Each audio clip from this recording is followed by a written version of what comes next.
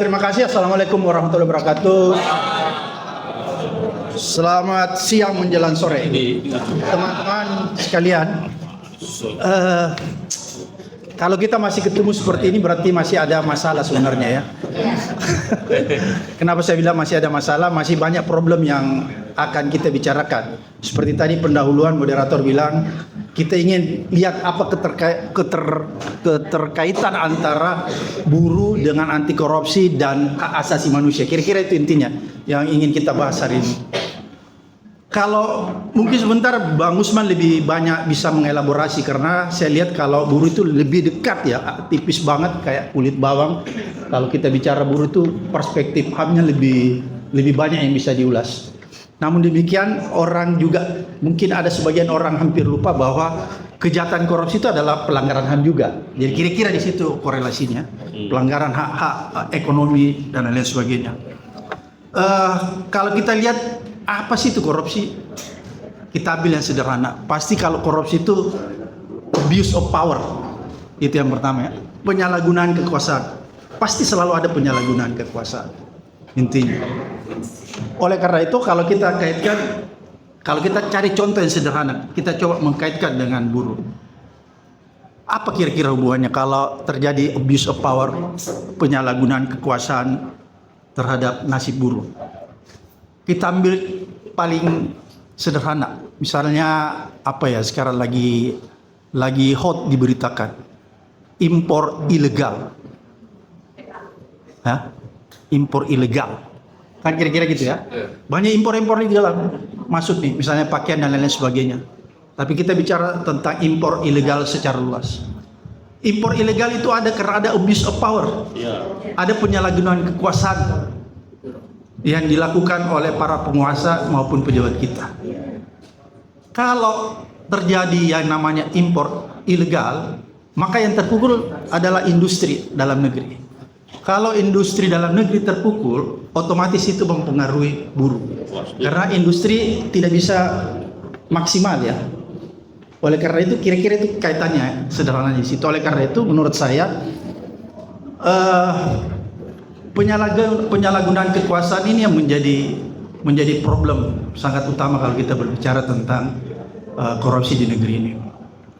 Namun orang selalu bertanya, kenapa korupsi di Indonesia itu sepertinya sulit diberantas?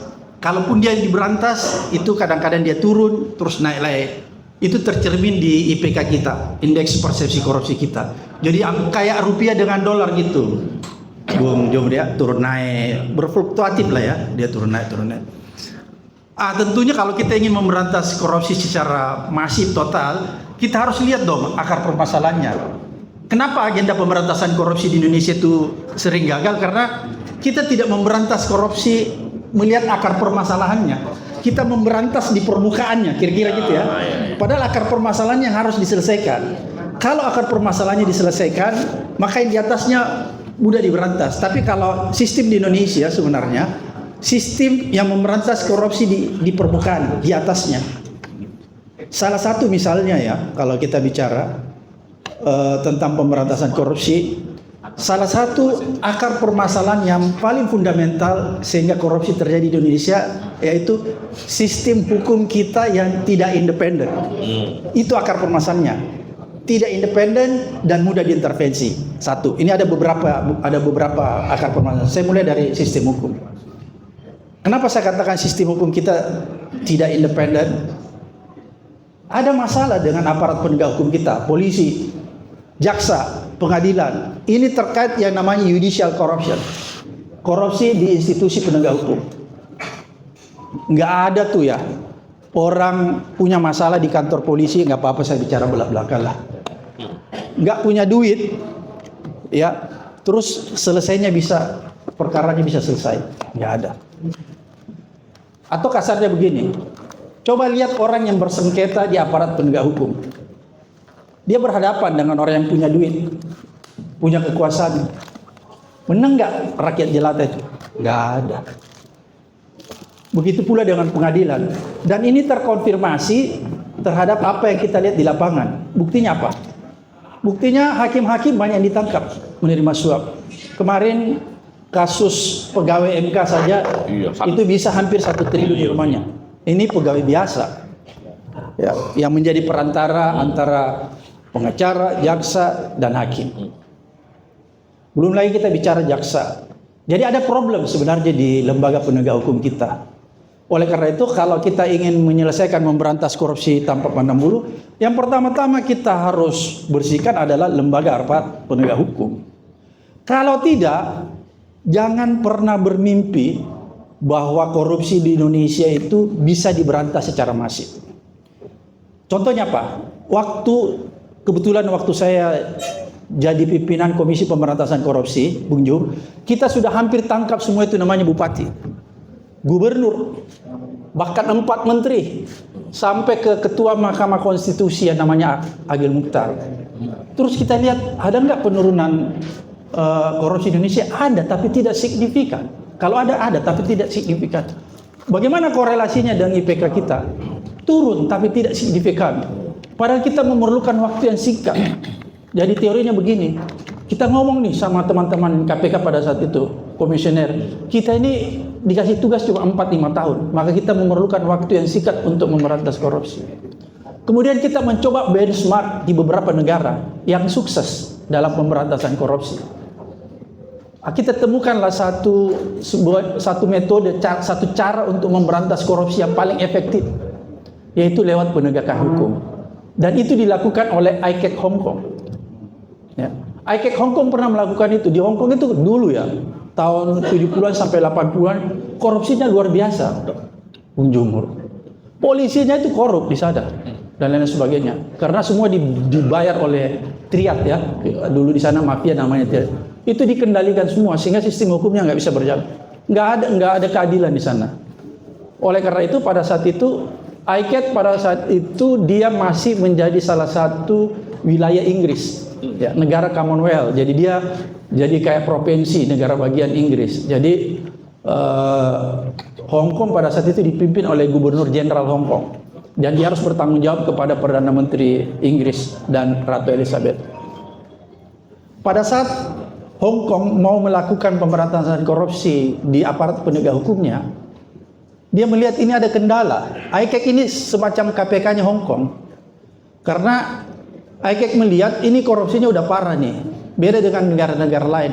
Oleh karena itu kalau ada teman-teman DPR mengatakan bahwa sebenarnya KPK itu tidak perlu melakukan pendekatan korupsi itu dengan mengandalkan penindakan yang represif, OTT. Kan ada tuh orang DPR bilang, kemudian ada menteri bilang, kampungan itu OTT ya. Luhut yang ngomong. Ini salah. Iya, ngapungan. Kan banyak orang memberi contoh, kayak anggota DPR itu memberi contoh bahwa kalau kita mau pakai metode seperti yang ada di Korea, itu selalu yang diandalkan. Korea katanya lebih smooth karena dia mengintegrasikan antara pendekatan penindakan dan penindakan pencegahan. Kita harus lihat dulu korupsinya. Korupsi di sana itu tidak masif. Beda dengan Indonesia, Bung Jo. Kalau kita di istilahnya masif. Kalau dia di sana sifatnya kasuistis. Indonesia TSM regulasi. Ya. Jadi harus dibedakan kasuistis dan masif. Di negara-negara maju itu kadang-kadang semua ada korupsi. Kita nggak bisa bilang di Amerika pun ada korupsinya, tapi dia kasuistis, bukan masif. Di Indonesia masif. Kalau kita mau cari tahu kenapa sampai dia masif, ternyata inilah yang disebut state capture corruption. Apa yang dinamakan state capture corruption? State capture corruption itu sebenarnya begini, kalau saya mengilustrasikan supaya gampang ditangkap ya secara sederhana. Ada sekelompok orang yang mempunyai akses ekonomi yang begitu kuat, mungkin ini yang disebut oligarki kalau zaman sekarang ya. Mempunyai akses ekonomi yang begitu kuat, dia bisa mempengaruhi dengan cara masuk ke pemerintahan, masuk ke dalam lembaga legislatif dan yudikatif dengan kuasa uangnya itu dia bisa mempengaruhi seluruh kebijakan, regulasi, undang-undang yang dikeluarkan oleh negara itu. Ini tercermin di Indonesia. Tidak ada satupun undang-undang yang ada di Indonesia itu bukan berdasarkan kepentingan para oligark. Undang-undang Cipta Kerja, contohnya kita ambil. Undang-undang Cipta Kerja, bro, kalau kita lihat itu dia diselesaikan dalam waktu kurang lebih setahun ya kalau kita lihat. Padahal dia terdiri dari 97 undang-undang yang dirangkum dalam satu undang-undang yang disebut Omnibus Law. Secara teori, impossible menyelesaikan undang-undang 97 undang-undang itu dalam tempo 1 tahun. Belum lagi kalau kita lihat jumlah halamannya itu hampir 900, 1000. Naskah akademiknya 1000 lebih. Tapi isinya kosong. Kenapa saya bilang kosong? Karena tidak berpihak kepada pekerja, kepada rakyat dan lain-lain. Tapi dia berpihak kepada pemilik modal. Kenapa bisa begitu? Karena itu tadi, sifat korupsi di Indonesia itu disebut state capture corruption. Jadi korupsi yang melahirkan regulasi, undang-undang dan kebijakan-kebijakan yang korup. Kira-kira seperti itu. Oleh karena itu, salah kalau orang selalu mencontohkan bahwa pemberantasan korupsi di Indonesia itu harus mencontoh misalnya Korea dan enggak, salah itu teorinya. Kan gitu. Karena kita harus lihat dulu korupsi apa yang terjadi di Indonesia. Indonesia ini korupsinya sistemik. State capture corruption. Kalau di sana korupsinya itu sifatnya kasuistis. Kalau kasuistis itu pendekatannya bisa dengan cara pencegahan, perbaikan tata kelola, kira-kira gitu. Tapi kalau sifatnya sistemik kayak Indonesia, maka dia harus dipadukan, diintegrasikan antara pendekatan penindakan yang represif dengan pendekatan pencegahan. Itu namanya pengintegrasian. Kira-kira seperti begitulah cara memberantas korupsi di Indonesia. Oleh karena itu, banyak kalangan bertanya, apa yang harus dilakukan nih? Ya itu tadi, pertama-tama penegak hukumnya dulu harus dibersihkan. Kalau kita tidak menyentuh penegak hukum, aparat penegak hukum secara menyeluruh ya. Jadi ada yang disebut judicial corruption, mulai dari pengacaranya, mata rantai mafia lah, pengacara, jaksa, polisi sampai pengadilan. Itu yang harus dibersihkan dulu. Kalau ini nggak bersih, menurut saya, Anda sampai bengkok pun memberantas, tangkapin semua itu bupati, gubernur, menteri, semua anggota DPR ditangkap. 580, saya pastikan korupsi Indonesia tidak akan pernah berhenti. Kalau Anda tidak memulai melakukan pengusutan di lembaga aparat penegak hukum. Karena begitu teorinya, negara-negara yang berhasil memberantas korupsi, yang dijadikan role model di dunia kayak Hong Kong, itu dia mulai dari aparat penegak hukumnya. Kalau enggak, jangan pernah bermimpi. Dan itu sudah terbukti. Coba lihat waktu zaman kita ya, dan zaman selanjutnya. Itu berapa tuh anggota DPR yang ditangkap? Bupati hampir semua, gubernur, bahkan gubernur yang orang anggap selama ini ada mitos bahwa sulit disentuh, misalnya Atut, kan disentuh juga, tapi kan ada korupsinya masih terus. Ternyata memang setelah kita coba melakukan kajian mendalam, ada satu yang terluput. Harusnya kita mulai juga ke penegak hukum. Oleh karena itulah di zaman saya kita mulai, awalnya itu kasus Kokor Lantas. Kita mulai dari situ. Karena kita ingin melihat nih, apa betul teori ini bahwa ketika kita menyentuh aparat penegak hukum, maka secara otomatis angka korupsi berkurang dan IPK itu bisa naik. Waktu kita mulai Kokor Lantas, itu mulai ada perubahan yang signifikan. Tapi belum terlalu signifikan, tapi sudah mulai kerasa. Makanya kita naik pada saat itu untuk mencoba mengusut kasus rekening gendut para polisi. Ya, pada saat itu, sehingga ujungnya pada saat itu ketika KPK bukan Abraham Samad. Jadi saya ingin luruskan, karena seolah-olah kasus rekening gendut yang mentersangkakan Budi Gunawan itu kan di framing di luar bahwa ini kasus hanya diolah oleh Abraham Samad dan Bambang Wijayanto, sehingga saya berdua ini kriminal. Ini keputusan KPK, ya, keputusan KPK. Dan pada saat itu sebenarnya kalau berhasil pada saat itu, saya yakin Indonesia sekarang kita akan nikmati. Tapi kan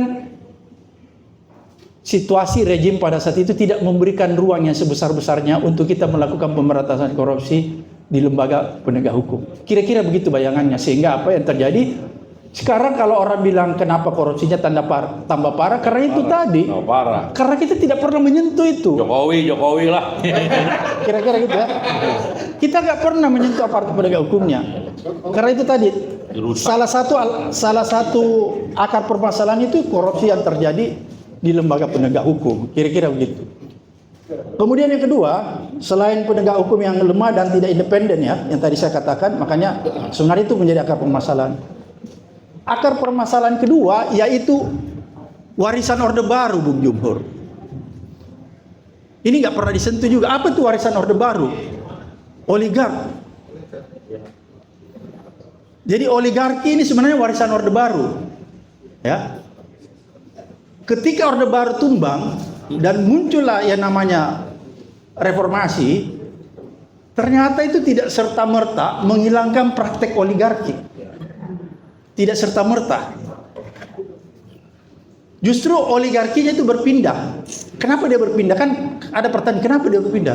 Jadi oligarki dulu yang cuma berpusat di Jakarta, itu dia berpindah ke daerah. Pertanyaan, kenapa dia berpindah ke daerah? Karena setelah reformasi, kita tidak menganut lagi yang namanya sentralistik. Ada sebagian kewenangan itu diserahkan ke daerah. Jadi desentralisasi kewenangan-kewenangan. Makanya daerah-daerah pada saat itu menjadi luar biasa. Dia punya kewenangan-kewenangan. Sampai dulu tambang itu kan izinnya semua di daerah. Kira-kira begitu. Oleh karena itu oligarkinya berpindah tuh. Jadi orang pikir hilang, enggak. Dia berpindah dari pusat ke daerah. Begitu pula sebaliknya. Jadi dia nggak pernah hilang. Padahal ini salah satu juga akar permasalahan yang harus dihilangkan. Jadi kalau kita bertanya bagaimana cara memberantas korupsi di Indonesia? Jawabannya, mampukah kita melawan atau mengendalikan oligarki? Sebenarnya itu intinya. Kalau undang-undang cipta kerja itu membuat buruh semakin terjepit, semakin terburuk, itu kan ada permainan oligarki juga di belakangnya yang menghendaki. Kan gitu, kira-kira gitu. Jadi korelasinya di situ. Oleh karena itu, pertanyaannya, kapan nih kita mampu melawan oligarki? Buruh. Buruh. Kira-kira begitu kan? Buruh turun gunung.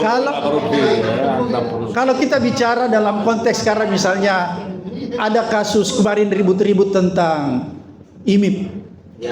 Bandara di Marwali. Kalau bandara situ cuma persoalan kecil menurut saya. Tapi IMIP itu menurut saya itu negara di dalam negara. Bandara, pelabuhan itu di dalam area kawasan. Apa itu bukan negara di dalam negara? Oleh karena itu menurut saya, kenapa ini terjadi? Ini karena ada praktek oligarki. Kan gitu. Bagaimana dia membuat aturan, bagaimana dia membuat regulasi supaya ini bisa menjadi sah, menjadi legal keberadaan mereka. Kira-kira seperti itu ya. Tapi saya ingin luruskan juga sedikit. Kalau kita baca buku teorinya Fedi Hadis, oligarki ini jangan tiba-tiba kita berpikiran bahwa semua orang keturunan China. Kira-kira gitu ya. Jadi oligarki ini bisa datang dari mana saja. Ya, jadi jangan sampai ketika saya berbicara dalam konteks menyatakan oligarki di kepala kita ini cuma Cina, orang keturunan. Enggak, siapa saja. Banyak orang lebih jahat. Kira-kira gitu. Jadi peristiwa IMIP dan lain-lain sebagainya, peristiwa banjir bandang Sumatera, itu kan tidak terlepas dari buruknya regulasi. Ya. Kalau bicara buruknya regulasi, berarti di situ ada tindakan koruptif. Bagaimana hutan dengan gampang dibabat, kayu gelondongan terhempas di bawah. Terus ada alasan bahwa itu mungkin pohon tebang. Nggak mungkin. Dulu waktu kita di KPK itu dulu pernah memperbaiki tata kelola hutan dan tata kelola sumber daya alam. Kayu itu kalau ditebang, Bung Jumhur, nggak langsung diangkat. Disimpan aja dulu di hutan. Minimal 2 bulan dia di situ. Bahkan ada bertahun-tahun baru diangkut. Makanya kemarin ketika banjir tiba-tiba dia terhempas keluar, itu hasil penebangan hutan. Dan yang ironisnya, kalau terjadi yang namanya pembalakan liar, rata-rata di framing bahwa itu dilakukan oleh rakyat. Rakyat yang merusak, rakyat yang masuk ke dalam, ya, menebang hutan secara liar untuk menjadikan wilayah itu menjadi perkebunan dan lain sebagainya. Kira-kira begitu framingnya. Padahal sebenarnya pembalakan liar itu dilakukan oleh korporasi. Itu yang Anda harus tahu. Sama juga kalau kita berbicara tambang. Kalau ada bicara tambang ilegal, kadang-kadang kita selalu berpikiran mungkin rakyat yang melakukan. Enggak, korporasi. Pengalaman saya dulu waktu di KPK, waktu kita memperbaiki tata kelola pertambangan, saya pernah sidak di Kepri, Kepulauan Riau, timah di sana. Oke? Jadi di sana tambahan timah yang paling top. Saya itu sorry ya, mohon maaf. Saya kan orang Makassar ya, kalau bicara agak keras. Saya hampir tempeleng itu yang kepala dinas pertambangan provinsi di sana. Kenapa? Dia mau bohongin kita. Kita bilang bawa kita ke tambang ilegal yang kamu masuk. Tahu nggak dibawa kita kemana? Tambang ilegal yang oleh rakyat. Padahal itu kan dia melakukan kecil-kecil aja untuk makan. Brengsek nggak itu? Saya bilang, kau nggak lama setempeleng kamu. Kamu pikir aku nggak tahu? Saya bilang, bukan ini. Tambang ilegal yang dilakukan korporasi. Kira-kira seperti itu. Jadi kasus Sumatera dan lain sebagainya, jangan kita terkecoh bahwa ini sebenarnya ulah rakyat di sekitar dan lain sebagainya, karena ada penambangan, pembalakan secara liar oleh rakyat. Berapa sih kalau rakyat itu mau ambil sebagai kayu bakar? Kan cuma dahan aja, nggak perlu dia tebang seperti kayu gelondongan begitu kan. Oleh karena itu menurut saya permasalahan-permasalahan inilah yang harus diselesaikan. Kalau tidak, menurut saya jangan pernah kita bermimpi bahwa kita bisa memberantas korupsi sampai ke akar-akarnya. Sampai kapanpun kalau kita tidak menyentuh akar permasalahannya, ya turun, tapi suatu waktu dia naik lagi, dia fluktuatif. Kira-kira seperti itu. Dan kalau kita melihat, kalau kita kembali lagi ya, bahwa satu akar permasalahannya tadi, mampukah kita menyingkirkan oligarki? Mampukah kita melawan oligarki itu? Paling tidak kalau kita tidak mampu melawan, pemerintahan ini harus bisa mengendalikan. Kan begitu. Pemerintah harus bisa mengendalikan. Mungkin kita tidak bisa menutup mata bahwa oligarki ini bisa kita lenyapkan sekejap. Mungkin itu akan sulit. Tapi paling tidak pemerintah bisa mengendalikan.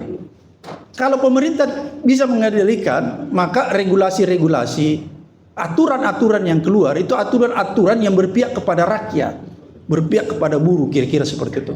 Tapi kalau pemerintah tidak mampu mengendalikan oligarki, maka seperti sekarang ini, Undang-Undang Minerba, kalau Anda lihat Undang-Undang Minerba, itu kan menguntungkan para pemilik modal. Begitu pula misalnya Undang-Undang Cipta Kerja dan lain sebagainya. Kenapa Undang-Undang KPK dipreteli dalam tempo yang sesingkat-singkatnya tahun 2019? Karena itu kepentingan oligarki juga. Jadi kalau ada orang bilang, teman-teman di DPR bilang, sebenarnya kalau Anda lihat Undang-Undang KPK itu sama sekali tidak melemahkan atau menguatkan, bullshit, omong kosong, bohong. Jadi kalau Fahri Hamzah pernah bilang itu menguatkan, bohong. Di mana menguatkan? Saya udah baca dari A sampai Z, nggak ada. Belum lagi kalau kita belum bahas pasal per pasal ya. Dari kedudukannya saja, eksistensi keberadaan lembaganya itu sudah menyalahi sebenarnya. Kalau kita kembali dulu Undang-Undang KPK.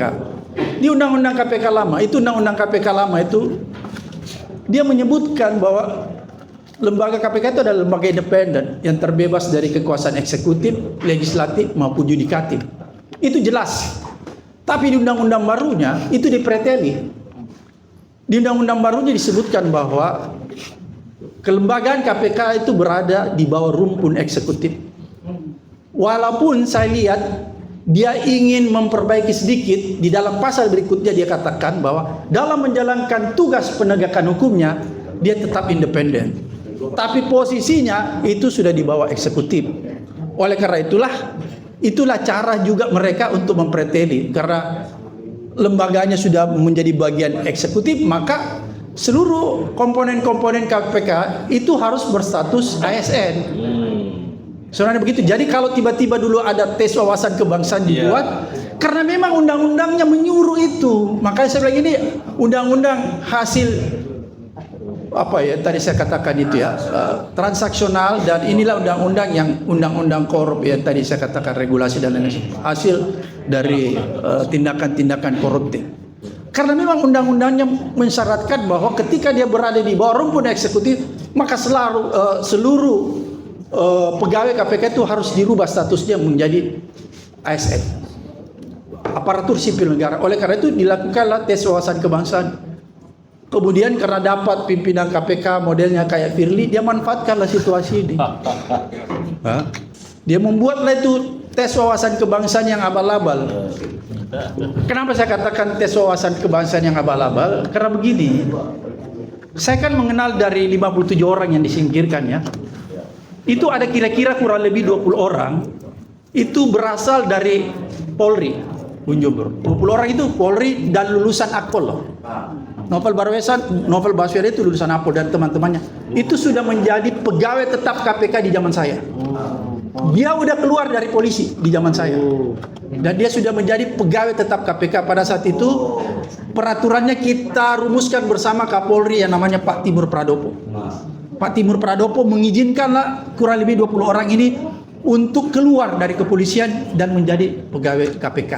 Dan mereka menjadi pegawai tetap KPK. Apa yang ingin saya katakan? Saya ingin katakan begini. Kurang lebih 20 orang yang tadi aku cerita ini adalah Akpol. Coba Anda bayangkan. Ketika orang masuk Akpol, itu dia udah dites masalah wawasan kebangsaan dan dia udah lulus. Kan begitu logikanya. Dia udah lulus kan? Terus sekarang dites, dinyatakan nggak lulus. Masuk akal nggak? Bulannya siapa ini? Hancur lah udah. Kan gitu. Belum lagi kalau kita lihat soal-soalnya. Soal-soalnya itu tidak ada mengarahkan bahwa dia menggali tentang wawasan kebangsaan orang. Kalau kita perhatikan isi soal-soal tes wawasan kan itu bisa tercermin tuh dari soal-soalnya. Apakah dia ingin menggali tentang kemampuan wawasan kebangsaan kita? Kan gitu kalau kita melihat soal. Jadi enggak, tidak tercermin. Jadi memang hanya ingin melemahkan KPK kira-kira. Makanya pada saat itu kan muncul reformasi di korupsi dan lain sebagainya. Kira-kira seperti itulah karena ingin melemahkan KPK dari dalam. Itulah gambarannya kalau ada pertanyaan sekarang. Kenapa KPK jadi lemah? Kira-kira begitu karena undang-undangnya sudah dipreteli, kemudian orangnya juga sudah dipreteli. Undang-undang lemah, tapi kalau komisionernya, pimpinan KPK-nya masih bagus, Oke lah. dia masih bisa istilahnya masih bisa surfing ya, Bermanuver di lautan, bermanuver untuk bisa keluar dari hambatan-hambatan itu. Kira-kira begitu. Tapi karena undang-undangnya udah lemah, orangnya juga sudah dilemahkan, dikeluarin lagi nih para penyidiknya 57 orang yang bisa menyerah. Udah sempurna pelemahan ini. Sebenarnya gitu. Oleh karena itu sekali lagi ya ini menjadi PR kita bersama. Kembali lagi, sudah 2 tadi ya. Terus kemudian yang ketiga, kalau kita lihat desentralisasi tanpa disertai mekanisme akuntabilitas daerah. Ketika kita ribut-ribut kemarin itu ya, waktu daerah semakin kuat ya, awal-awal reformasi Bung Jumur, semua kewenangan-kewenangan diserahkan, kan kita ribut tuh, ini banyak orang jadi raja-raja kecil nih. Kan kira-kira gitu. Bupati punya hak menerbitkan izin dan lain sebagainya, sehingga ribut nih orang. Bahwa ini bahaya nih. Dengan dalil inilah pemerintahan pusat menarik sebagian kewenangan daerah ditarik ke pusat.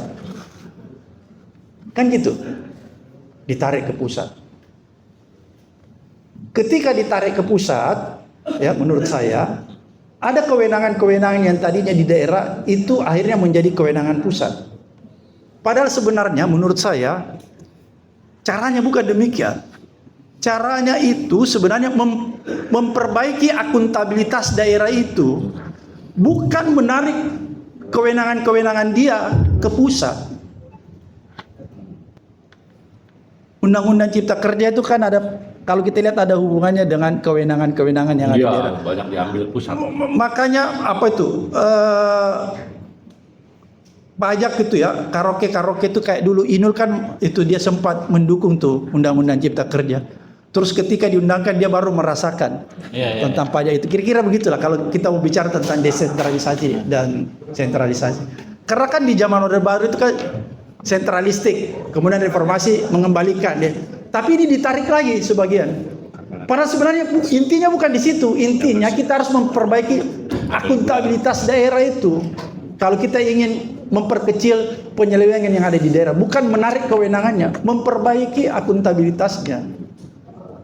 Sekarang dengan ditarik di pusat, itu kan kewenangan menjadi besar di pusat mengenai alokasi dana dan lain-lain sebagainya. Sehingga kadang-kadang ada daerah yang teriak-teriak nih, pusat tidak adil alokasi dananya. Ada sebagian misalnya kabupaten, ya, itu dana pusatnya ditempatkan besar di situ. Proyek-proyeknya banyak dialirkan ke situ. Tapi ada juga daerah-daerah lain yang minim. Misalnya dulu mungkin dulu waktu Gibran jadi wali kota di Solo, mungkin banyak proyek-proyek yang didorong ke Solo. Kira-kira begitu gambarannya ya. Terus dana pusatnya lebih banyak mengalir. Inilah semua menurut saya problem-problem korupsi kita yang sebenarnya tidak diselesaikan secara fundamental. Harusnya kan kalau kita ingin memperbaiki daerah, bukan menarik kewenangan itu, tapi memperbaiki akuntabilitasnya. Itu intinya, bukan menarik sebagian kewenangan. Walaupun mungkin ada sebagian juga kewenangan yang bisa ditarik, tapi enggak sebagian besar. Tapi dalam prakteknya itu kan hampir sebagian besar ditarik lagi kembali. Sehingga ya saya khawatirnya nanti Merdeka.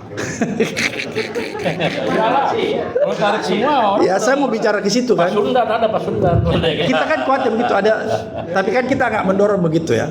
Iya. Kalaupun ada yang mau terjadi, menurut saya yang paling bagus terjadi itu reformasi lah. Kira-kira begitu ya. Reformasi lagi. Ya.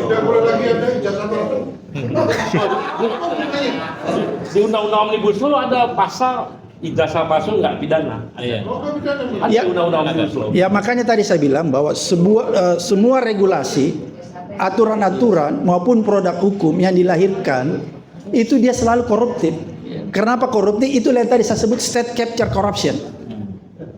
Itu modusnya. State capture corruption itu adalah ada sekelompok orang, lagi-lagi saya ulang, ada sekelompok orang yang mempunyai akses ekonomi yang luar biasa, menguasai ekonomi yang luar biasa.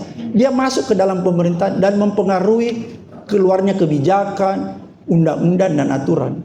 Itu yang terjadi di Indonesia. Oleh karena itu, kalau kita ingin memberantas korupsi di Indonesia, nggak boleh kita samakan cara kita memberantas korupsi yang ada di Korea seperti yang permintaannya teman. Karena beda. Di Korea itu korupsinya kasuistis. Di sini sistemik karena dia state capture corruption. Oleh karena itu kalau kita ingin memberantasnya itu tadi, oligarknya dulu kita hadapi, kita lawan, kemudian penegak hukumnya kita sempurnakan, kemudian kualitas regulasi dan birokrasinya kita perbaiki. Karena salah satu juga menjadi akar permasalahan korupsi yang terjadi di Indonesia yang parah, kualitas regulasi kita, Bung Yumu. Birokrasi kita, regulasi kita tadi saya contohkan misalnya bagaimana sebuah undang-undang dibuat dalam tempo yang sesingkat-singkat tapi kosong. Undang-undang Cipta Kerja yang menjadi kontroversial. Kemudian misalnya birokrasi kita ini kan birokrasi yang tidak memberikan ketauladanan. Ya. Kenapa saya katakan tidak memberikan ketauladanan ya? Pegawai rendah itu dia tidak patuh terhadap negara.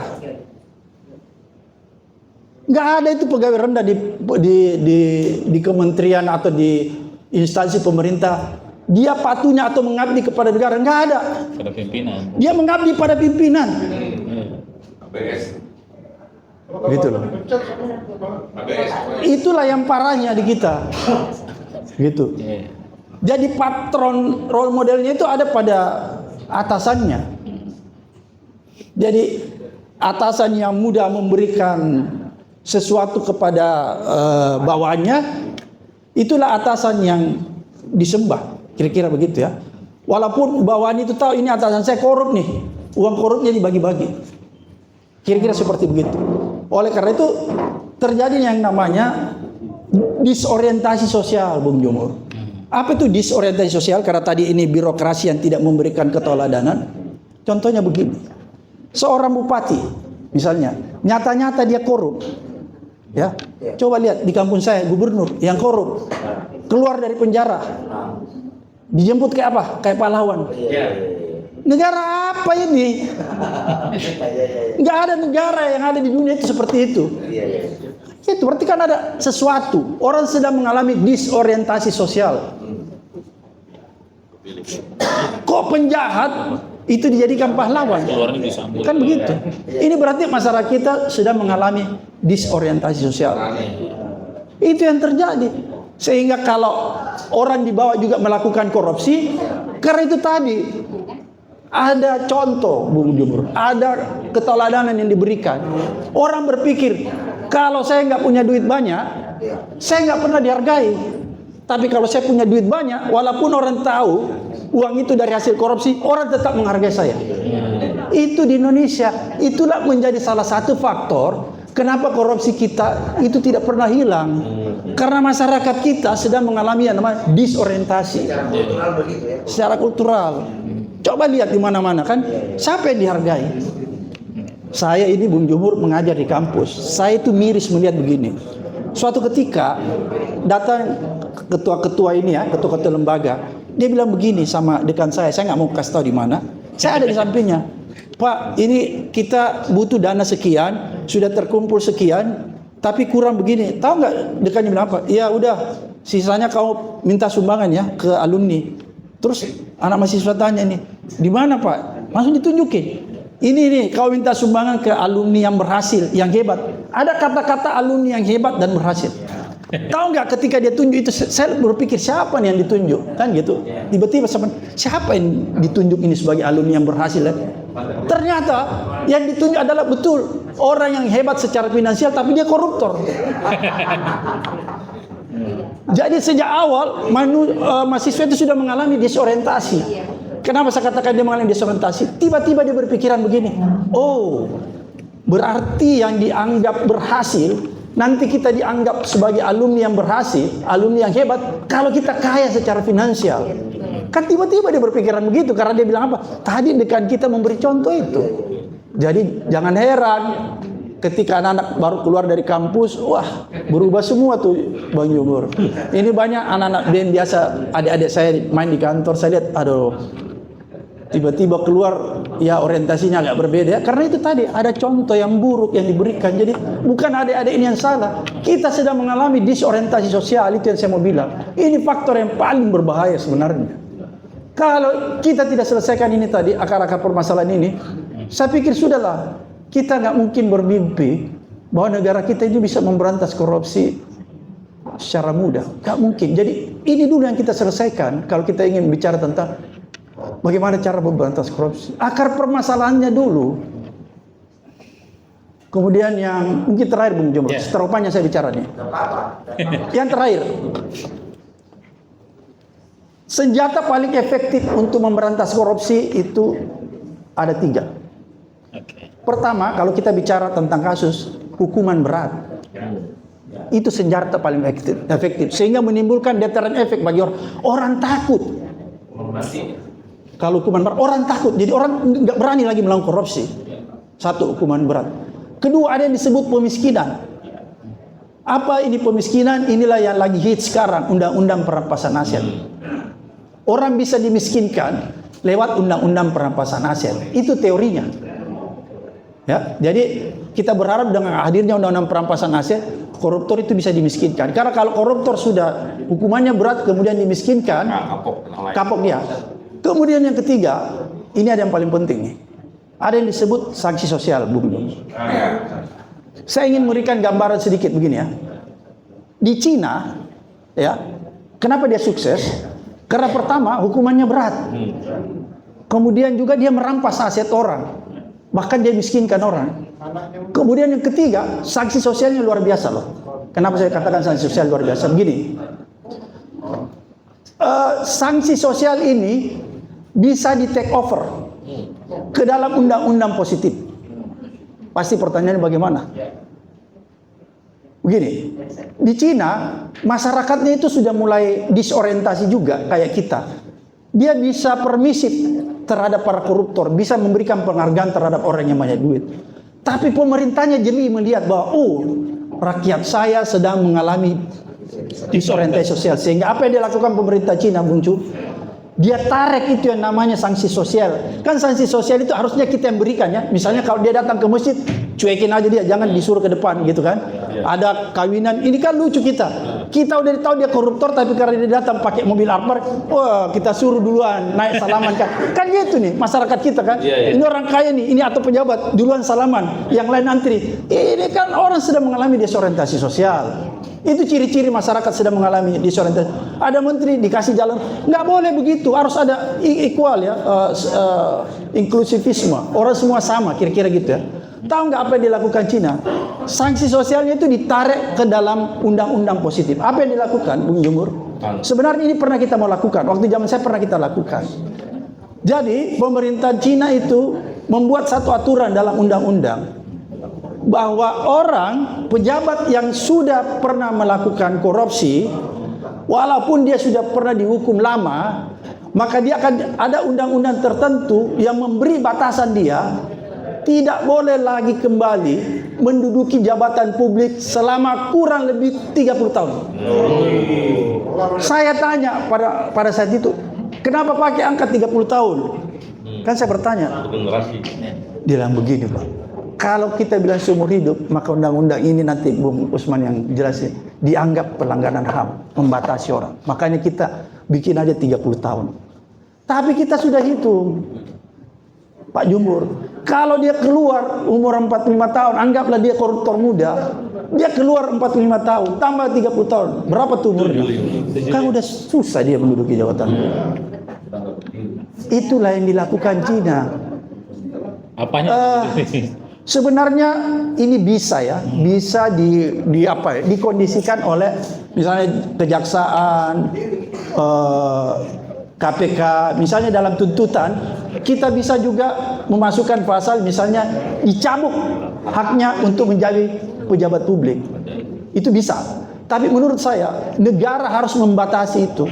Makanya dulu kan ada di undang-undang pemilu kita tuh bahwa berapa tahun terus hak politiknya kan dicabut. Tapi kemudian itu dianulir lagi. Kemudian itu hari kita sama teman-teman masyarakat sipil mengajukan judicial review supaya ditambahkan lagi.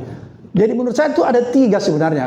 Jadi kalau mau lihat keseriusan pemerintah, apakah dia betul-betul serius memberantas korupsi? Bukan dengan retorika, bukan dengan omong-omong, bukan. Tapi dengan implementasi kebijakan yang dikeluarkan. Misalnya lihat nih produk undang-undangnya. Dari situ kita lihat, apa nih produk undang-undangnya pemerintah? Betul nggak dia anti korupsi? Lihat produk-produk undang-undangnya. Lihat aturan-aturan yang dikeluarkan. Lihat regulasinya. Itu tercermin dari situ. Bukan sekedar omong-omong. Misalnya, ya kita buru tuh koruptor sampai ke kampung mana. Kira-kira gitu ya, bukan gitu. Tapi lihat produk hukumnya. Lihat undang-undangnya. Jadi kata kunci itu tadi, kalau untuk efektifnya 3, berikan hukuman yang berat, tapi hukuman yang berat ini harus ada komitmen dari seluruh yang disebut criminal justice system. Siapa itu criminal justice system? Di situ ada mulai dari proses penyelidikan, penyidikan sampai pengadilan, dan ujungnya lembaga pemasarakatan itu termasuk criminal justice system. Karena dia yang terakhir. Bayangkan kalau semua sudah rapi Bung Jumur, hakimnya sudah memvonis tinggi, tapi lembaga pemasyarakatan yang balelo, ini nggak bisa juga orang deterrent efeknya nggak timbul. Misalnya kalau orang masuk ke penjara, terus dia bayar kepada LP-nya, kan perkaranya sudah ingkrah, jadi itu sudah tidak ada lagi sangkut pautnya dengan kejaksaan. Dia bisa bayar kepala lembaga pemasyarakatannya dan dia keluar tidurnya di rumah. Karena dulu pernah kita dapatkan begini, ada koruptor Bung Jumur, itu dia kayak orang kerjaan, orang pergi kerja. Orang pergi kerja itu gimana? Jadi begitu kita sidak di lembaga pemasyarakatan, pagi itu kan ada namanya apel pagi ya. Apel pagi itu mereka berdiri semua. Setelah apel pagi itu selesai, mereka disuruh masuk ke dalam. Nanti kemudian apel sore lagi. Gitu tuh polanya di sana. Jadi waktu kita periksa apel pagi, ada dia. Setelah apel pagi kan masuk semua ke dalam. Di situ dia pulang lewat belakang ke rumahnya. Dia ke rumahnya lah itu. Jadi dia nggak tinggal, dia ke rumahnya mungkin makan siang, main-main sama anaknya, mungkin jalan-jalan ke mall pakai topi nggak kelihatan. Tahu nggak kapan? Ketika mau apel sore kan kita datang lagi tuh sidang. Hadir lagi dia tuh. Ada berdiri gini. Ada. Tahu nggak setelah kita pulang, kan kalau apel sore itu dia disuruh masuk kembali tuh tidur. Udah dia menghilang, pulang ke rumahnya tidur. Itu cara-cara. Jadi menurut saya yaitu tadi hukumannya harus berat ya. Jadi ada konsistensi, komitmen dari seluruh aparat penegak hukum yang terlibat dalam criminal justice system. 1, kemudian pemiskinan lewat undang-undang perampasan aset. Kalaupun belum ada undang-undang perampasan aset, aparat penegak hukum tetap bisa merampas aset lewat undang-undang tindak pidana pencucian uang. Karena KPK pernah melakukan dalam kasus Kokor Lantas Joko Susilo, kemudian dalam kasus Akil Mukhtar, ketiga juga kalau nggak salah dalam kasus Anas Urbaningrum dan lain-lain. Jadi banyak cara, tidak harus menunggu hadirnya undang-undang perampasan aset. Ini yang saya ingin tekankan, bahwa pemiskinan terhadap koruptor tidak harus menunggu undang-undang perampasan aset, tapi sudah bisa dilakukan dengan cara itu tadi, menggunakan undang-undang tidak pidana pencucian uang, karena itu sudah pernah dilakukan.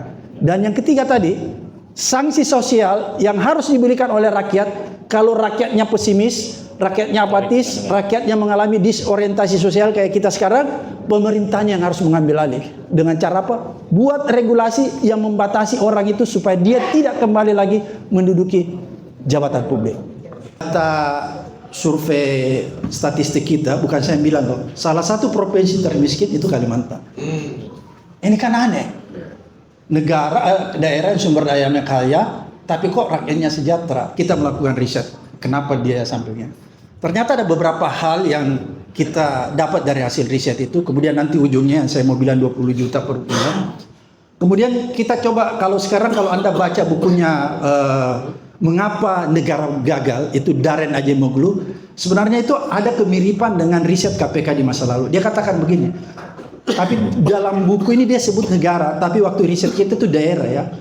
Daerah-daerah atau negara-negara yang sumber daya alamnya kaya, ahli-ahli rakyat yang sejahtera, yang ada adalah rakyat yang menderita dan miskin. Kenapa? Why? Dia tanya. Ternyata rata-rata di daerah-daerah yang sumber daya alamnya kaya, penguasanya itu adalah para pemburu rente. Apa itu pemburu rente? Orang yang berpikir cari duit. Dia bukan berpikir untuk mensejahterakan rakyatnya. Kemudian pertanyaannya muncul, kenapa dia berpikir cari duit? Bukan memikirkan mensejahterakan rakyatnya. Ternyata jawabannya begini sederhana. Rata-rata pejabat atau penguasa yang ada di daerah-daerah sumber daya alamnya kaya itu punya latar belakang atau merangkap pengusaha. Oke? Kemudian timbul pertanyaan, apa persoalannya? Apa problemnya kalau penguasa itu merangkap pengusaha? Kan tidak ada masalah. Kan orang pasti berkata gitu, no problem, nggak ada masalah. Ternyata masalah. Kenapa masalah? Karena kalau pengusaha merangkap penguasa, maka seluruh kebijakan-kebijakan yang dia keluarkan adalah kebijakan-kebijakan yang menguntungkan dunia usahanya. Kira-kira begitu bayangannya. Saya kasih contoh ya. Dulu kita hitung di Kalimantan Timur, satu kali tongkang, ada nggak orang Kalimantan? Satu kali tongkang itu bawa batu bara, satu kali tongkang dia bergerak. Dulu hitungan kita itu 30 miliar satu kali. Itu satu, dan dia bisa berkali-kali loh tongkang itu. Jadi bisa dihitung lah berapa kekayaan yang ada di Kalimantan. Belum lagi kita bicara tentang Sumatera, Papua dan lain sebagainya. Jadi seharusnya dia kaya sekali. Tapi kan yang terjadi tidak demikian, karena itu tadi bahwa ternyata risetnya rata-rata yang menjadi aparaturnya itu rata-rata punya usaha. Sehingga kebijakan-kebijakan yang keluar itu pasti kebijakan-kebijakan yang menguntungkan dunia usahanya. Ini terkonfirmasi Bung Jumhur lewat komposisi anggota DPR kita. Coba lihat, anggota DPR kita berapa? 580 orang, kira-kira gitu ya jumlahnya. Kalau Anda lihat risetnya Tempo, itu sekitar 270 anggota DPR latar belakangnya pengusaha. Maka jangan heran kalau undang-undang dihasilkan itu undang-undang hanya berpihak kepada kelompok-kelompok usaha. Itu. Jadi korelasinya di situ sebenarnya. Sehingga yaitu tadi. Jadi kalau orang berpikir bahwa negara-negara yang sumber daya alamnya kaya itu anugerah, blessing, itu salah. Kalau dalam bukunya Darren Acemoglu itu dibilang curse, justru kutukan. Karena itu tadi ada praktek-praktek yang dilakukan sekelompok orang yang itu justru bertentangan dengan mensejahterakan rakyatnya. Kira-kira begitu. Sehingga dulu waktu kita hitung itu sampai total loss. Ingat ya, jadi total loss bukan maksudnya uang yang dikorupsi. Jadi harus ada pendapatan negara yang harus diterima dari royalti, pajak dan lain sebagainya. Itu tidak masuk ke dalam kas negara sebagai revenue. Karena kenapa? Itu menjadi loss keluar.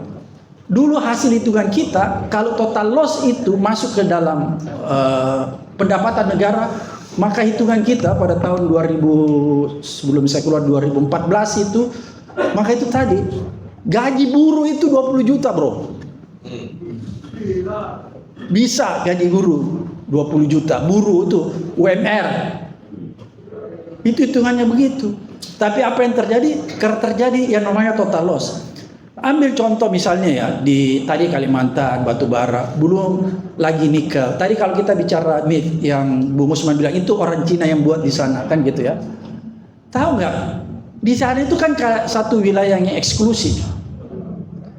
Dia punya pelabuhan tersendiri, punya bandara tersendiri. Kemudian ada smelter di situ. Jadi dari hasil tambang langsung di pemurnian, bunjemur, di smelter, diangkut keluar, dijual lewat pelabuhannya. Nggak ada yang hitung. Berapa jumlah yang sebenarnya di situ? Kenapa ini menjadi penting? Ini penting. Kalau kita tahu jumlah sebenarnya, maka berapa royalti yang harus dia bayarkan kepada negara? Berapa pajak yang dia harus bayarkan ke negara? Kan gitu. Kalau ini masuk, inilah yang tadi saya katakan. Ini bisa mensejahterakan rakyat. Tapi ini hanya dinikmati oleh segelintir orang. Oleh karena itu, ini terkonfirmasi. Coba lihat aja tuh Kalimantan. Kalimantan kaya sekali. Kita udah itu satu kali tongkang bergerak itu 30 M. Dan dia kan bolak-balik tuh kalau Anda lihat. Bolak-balik bunyi. Dan banyak. Bisa dihitung. Revolusi. Jadi ya saya kadang-kadang berpikir jalan apa yang harus kita lakukan. Saya akhirnya berpikir, saya habis nonton CNN beberapa bulan yang lalu. Saya melihat revolusi di Nepal, revolusi di Madagaskar, yang semua dimotori oleh kaum Gen Z. Kenapa kita tidak mulai berpikir ke arah sana?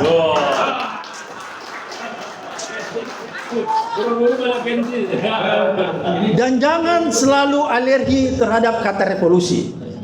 Ada beberapa negara yang melakukan revolusi tanpa berdarah. Kan kita bisa melakukan revolusi tanpa berdarah. Kira-kira begitu. Kan banyak terjadi.